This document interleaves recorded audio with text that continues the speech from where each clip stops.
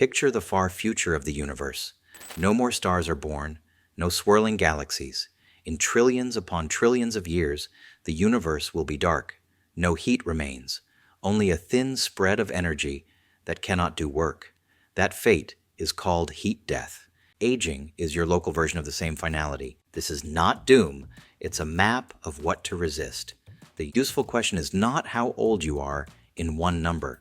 It's which parts of you are losing their battle against time fastest, and what you will do about it today. A single biological age felt elegant for a while, but your body is not one clock. Your brain can run older than your calendar while your heart holds steady. Your liver can read older while your bones read younger. The shift now is practical. We ask how old each organ behaves. That framing turns measurement into action because it points to the place where entropy is gaining ground. Heat death happens when useful differences are gone.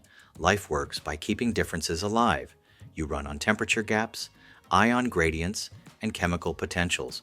When those slopes erode, errors rise. Repair slows, inflammation lingers. If you accept a blended age, you miss where the slope is collapsing first. If you track organ ages, you see the front line, and you can choose your response. Think about the brain as a gradient engine. It burns a fifth of your energy to maintain delicate differences and depends on sleep to restore them. When a brain reads older than its calendar, you often find irregular sleep, low aerobic capacity, high pressure, loneliness, and passive attention. The fix is not a secret formula. It is regular sleep timing, honest cardio that keeps you breathing hard, real social contact, and the habit of learning difficult things that force new connections. You rebuild gradients on purpose. Now consider the heart and its vessels. They age when pressure batters the endothelium, when stiff sugars bind to proteins, when LDL lingers and oxidizes in the arterial wall. Here the gradients are mechanical and chemical. You fight by bringing pressure to a real normal, by lowering LDL into a quiet range, by walking most days and lifting a few days each week so arteries relax. It is not glamorous. It is physics serving you rather than erasing you. The liver is your metabolic hub and your patient scorekeeper. When it reads older, triglycerides drift up, visceral fat tightens its grip, fasting glucose hovers, and the morning appetite tells on late-night habits. Reversing that age comes from fiber that pulls bile acids out and forces cholesterol home, protein spread across the day to preserve lean tissue, a 3-hour gap between dinner and sleep so the internal tides settle, and alcohol pulled to rare or none. The result is not a cleanse. It is a return to stable gradients you can feel. Your immune system slowly ages into confusion. It underreacts to threats, overreacts to trivialities, and turns quiet inflammation into a constant hiss. You re-educate it with vaccines on schedule, with muscle that secretes molecules after you train and resets immune tone, with outdoor light that steadies circadian cues, and with earlier meals that stop pushing immune cells into nocturnal conflict. When people talk about lowering their pace of aging, this is what success looks like. You get sick less, you recover faster, and your blood work stops whispering trouble. Stay with me for the next 90 seconds. There is a global speedometer worth watching, a pace measure that summarizes how quickly your whole system is wearing down now. Treat that number as the background rate of entropy inside you. If it is fast, add friction everywhere you can.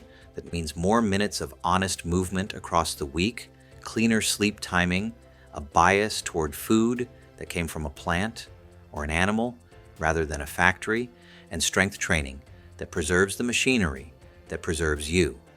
At the same time, choose one organ system for 90-day sprints because winning local battles wins the war. If brain age is the outlier, your calendar becomes a sleep coach and your shoes become non-negotiable. If cardiovascular age is high, you track pressure like your bank account. If liver age leads, fiber and protein stop being vague ideas and become counted behaviors.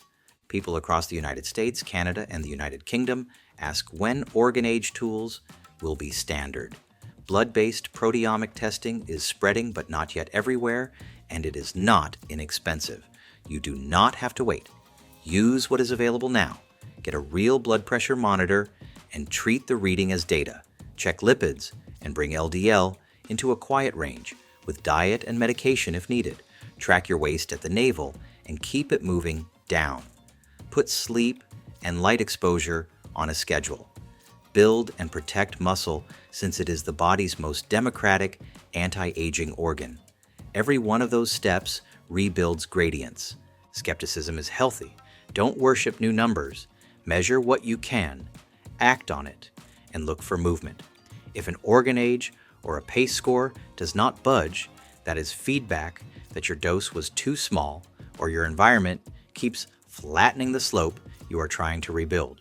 Change the instrument, calibrate the distance, tune the environment, replace comparison with measurement, audit the feed of information and food you consume so your attention and your metabolism aren't dragged toward the heat death you are trying to avoid. Here is the deeper truth in the physics of this. The universe trends toward uniformity, yet life keeps carving out pockets of order by paying for them with energy and attention.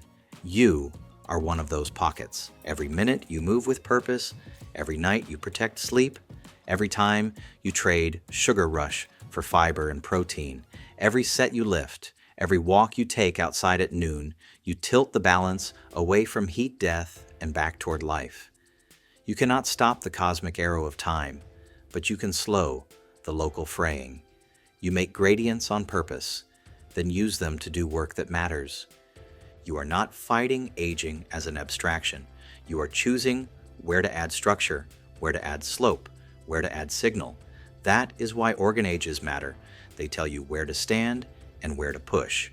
Take 90 days and choose one organ to target. Give it the inputs it has always needed at doses that are real rather than symbolic. Track the change with numbers that do not care how you feel. Then choose the next organ and do it again. This is how you build a life that resists flattening. The stars will fade one day. That is not our timeline. Our timeline is today, with a body that still responds, with a brain that still learns, with a heart that still relaxes after you train, with a liver that still rebuilds after a good night. You are so much more than the number on the calendar. Thank you for watching our unique blend of health and physics.